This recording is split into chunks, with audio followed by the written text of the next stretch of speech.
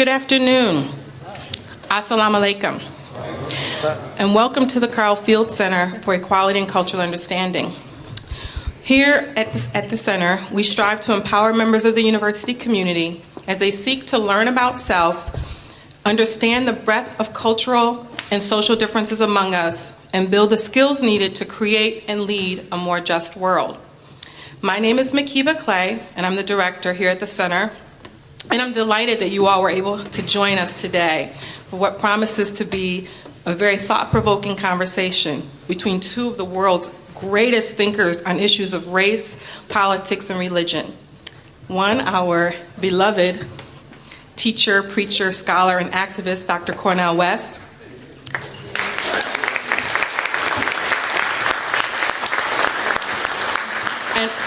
And also our guest, scholar and author, and somewhat of a homeboy, a Philly native, Dr. Sherman Jackson from the University of Michigan.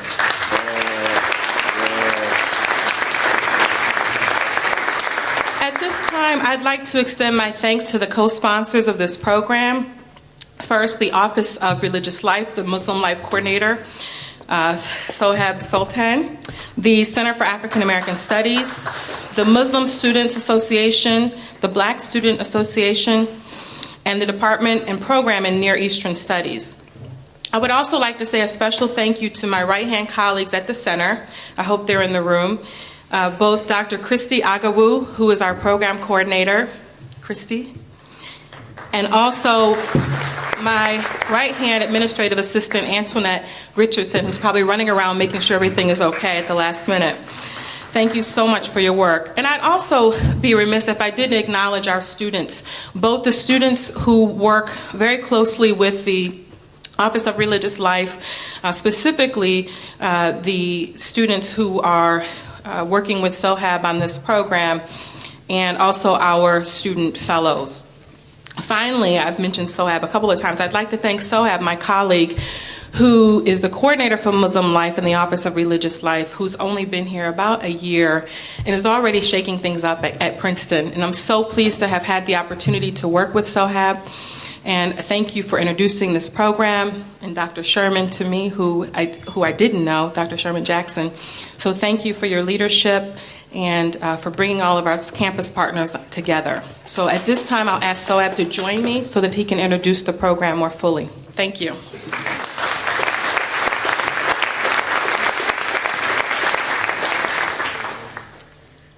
Welcome, everyone. Assalamu alaikum. I would like to begin today's event by thanking Makiba and the wonderful staff here at the Carl Field Center for hosting us this afternoon. The Muslim Life program in the Office of Religious Life, the chief organizer for this historic event, was created nearly 2 years ago with the objective of meeting the spiritual and religious needs of the growing Muslim population on campus, and also to serve as an intellectual and educational resource for Islam and Muslim cultures. So it is with this latter objective that we come here today to hear these two great scholars.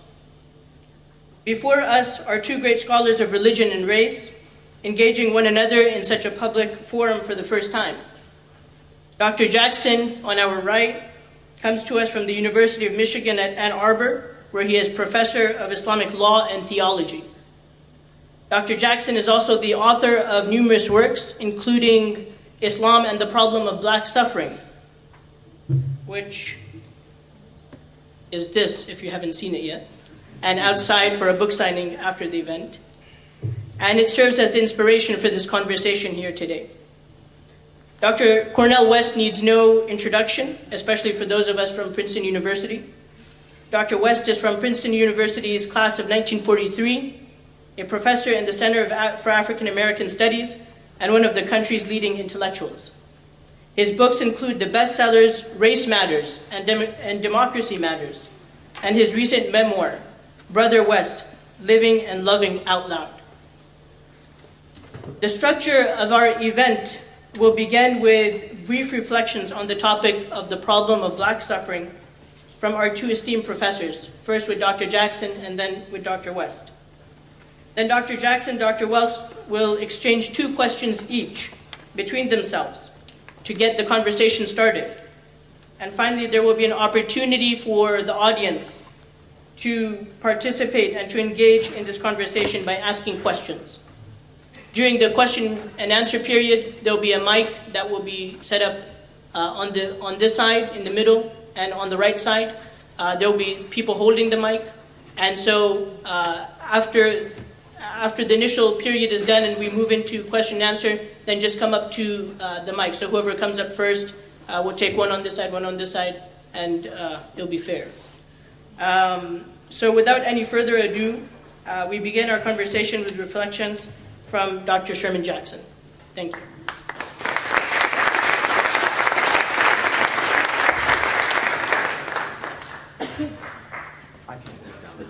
All right.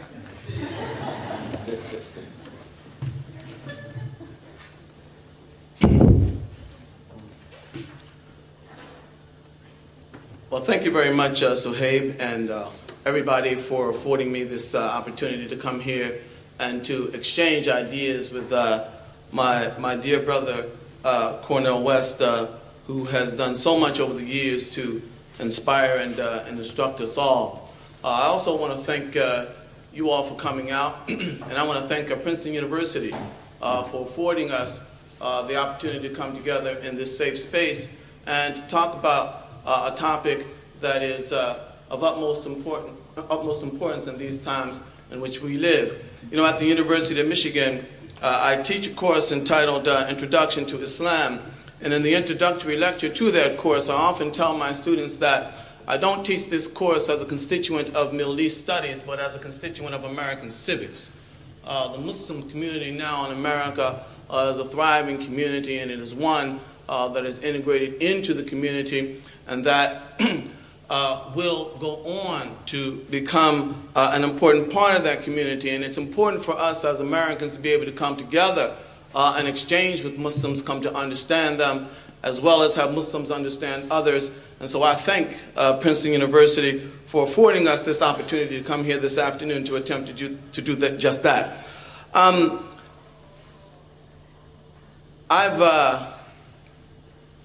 I've been told that I have about 15 minutes to reflect on the topic of suffering, and I'm assuming that the whole point of limiting it to 15 minutes is so that we can be more provocative than we are exhaustive. So some of my remarks may be a bit abbreviated, but hopefully we'll have time in the question and answer period to ferret some of them out. I want to begin by saying that given the constraints of time, I'm going to defer any comments about issues having to do with what they call metaphysical suffering, earthquakes, hurricanes, acts of God, to the question and answer period. I want to focus in my remarks on suffering not as an aspect of nature or acts of God, but as a seemingly endemic dimension of social political reality. I want to talk about suffering that comes as a result of the acts of human beings. The second thing I want to note is that my focus is not, or my concern is not with individual acts or incidents that might inflict suffering on us, but rather on sustained regimes of suffering, what I have referred to in other contexts as regimes of normalized domination. There's a difference between the suffering that I might experience were you to tell me that to my face I wasn't attractive. I probably would, my feelings would probably be hurt, and I would suffer from that kind of a comment. But I think that there's a fundamental difference between that and living in a society wherein the forces that monopolize the means of defining beauty define me as unattractive. And that is the kind of suffering that I want to talk about today. Now, it's exceedingly important to note that the difference between suffering on the one hand and struggle on the other is paramount. I think it's real important for us to understand the difference between these two. To struggle is to recognize reality as one's point of departure, but to refuse to surrender to that reality as a representation of the ideal or of all that can be. Those of us who equate struggle with suffering routinely end up on a mission to avert all struggle in the name of averting all suffering. Ultimately, this only reinforces and strengthens the very forces that promote our suffering. For ultimately, suffering can only be overcome through struggle, often against this or that external enemy, but always against the enemy that lurks within. Now let me say a word about, in more precise terms, the suffering that I've been trying to allude to here. Of course, in the plain sense of the word, suffering refers to, or at least relates to, unearned physical, psychological, or emotional pain and deprivation. For me, however, the problem with this kind of understanding of suffering is that it's a bit too simplistic. Because the fact of the matter is that unless we possess the means through which we can normalize this pain and deprivation and raise it beyond critique, suffering in this sense will almost always be opposed.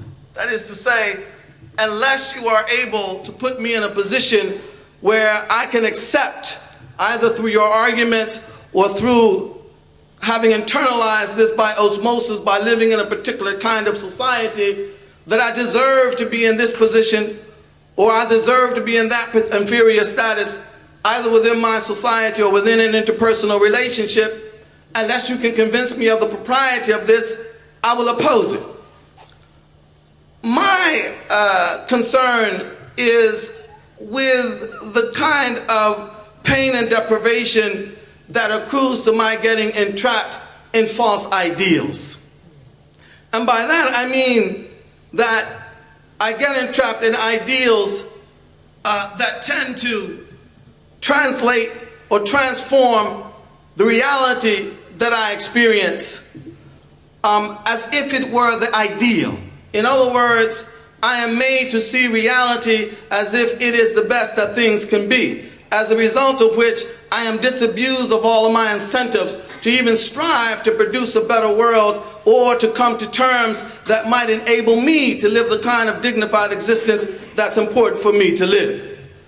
And I think it's very important here that this whole attempt or this whole process of denying us the incentives to struggle against injustice, against unfairness, against bias and prejudice, this is a kind of suffering that I think has become much more efficient given the means that we have in modern times to produce and disseminate ideas, images, and reputations about each other. I'm reminded, in fact, of the comments of the French scholar Guy Debord, who talks about the degrading of the human faculty of encounter. That is to say that we are so affected by the images that we internalize that even when you and I are sitting together and we are talking to each other, I cannot see you, I cannot feel you, I cannot actually experience you, because all those images that I've internalized have degraded my faculty for human encounter. And so we end up not even being able to relate to each other. And this ultimately, I think, has a tendency to heighten the ability of the powers to be to enlist us in regimes of domination in which the domination itself is raised beyond critique. That is to say, we are so normalized to these forms of domination that we can't even man critiques against it. This is the kind of suffering that I'm interested in here today. Now, I think it's important as well in this capacity that one of the reasons why it's so important to confront this particular mode of domination or suffering is because it tends to feed on itself. That is to say, I live in a society where all the means of producing the standards and the images by which I'll be judged as a human being are monopolized by someone else. As a result of which, I do not get to contribute to the criterion on the basis of which I'm going to be judged in society. And in that context, whatever respect, whatever dignity